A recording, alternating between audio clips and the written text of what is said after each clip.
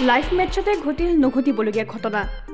পাকিস্তানৰ খেলপথাৰত বাজি উঠিল ভাৰতৰ ৰাষ্ট্ৰীয় সংগীত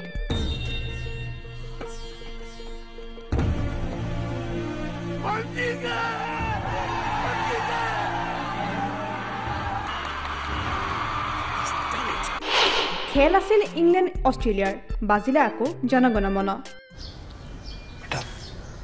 तुमसे ना हो पाएगा পাকিস্তানৰ কৰ্মকাণ্ডই আমোদ প্ৰদান কৰিলে উপস্থিত দৰ্শকৰ চেম্পিয়নছ ট্ৰফিত নকৰিবলগীয়া কাম কৰিলে আয়োজক দল পাকিস্তানে যাৰ পিছতে এতিয়া সকলোৰে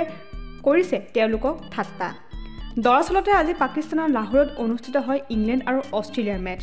উক্ত মেচখনৰ আৰম্ভণিতে দুয়োটা দল আহিছিল তেওঁলোকৰ ৰাষ্ট্ৰীয় সংগীত পৰিৱেশন কৰিবলৈ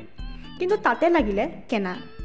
খেলপথাৰত বাজিব লাগিছিল ইংলেণ্ড অথবা অষ্ট্ৰেলিয়াৰ ৰাষ্ট্ৰীয় সংগীত পিছে বাজি উঠিল ভাৰতৰ ৰাষ্ট্ৰীয় সংগীত জনগণমন ষ্টেডিয়াম পৰিচালনা সমিতিৰ এটা ভুলৰ বাবে জনগণমনৰ কিছু কলি বাজি উঠিল লাহোৰৰ গাদ্দাফি ষ্টেডিয়ামত উক্ত সংগীতটি বাজি উঠাৰ লগে লগে খেলপথাৰত সৃষ্টি হয় এক অনাকাংক্ষিত পৰিৱেশৰ পিছে সঠিক সময়তে নিজৰ ভুল শুধৰাই লয় আয়োজক সমিতিয়ে পাকিস্তানৰ এই কৰ্মৰাজিৰ পৰাই এই কথা স্পষ্ট হৈ পৰিল যে ডুবাইৰ পৰা লাহোৰলৈকে কেৱল মাথো এতিয়া শুনিব পোৱা গৈছে টিম ইণ্ডিয়াৰ জয়ৰ প্ৰতিধ্বনি পাকিস্তানৰ এই সামান্য ভুলটোৱে এতিয়া ক্ৰিকেট মহলত সৃষ্টি কৰিছে খলকনি উক্ত ঘটনাটোৱে কিছু সময়ৰ বাবে হ'লেও আমোদ প্ৰদান কৰিলে উপস্থিত দৰ্শকৰ লগতে একাংশ সামাজিক মাধ্যম ব্যৱহাৰকাৰীৰো স্পৰ্টছ ডেস্ক ৰিপৰ্ট কাৰেণ্ট জনচন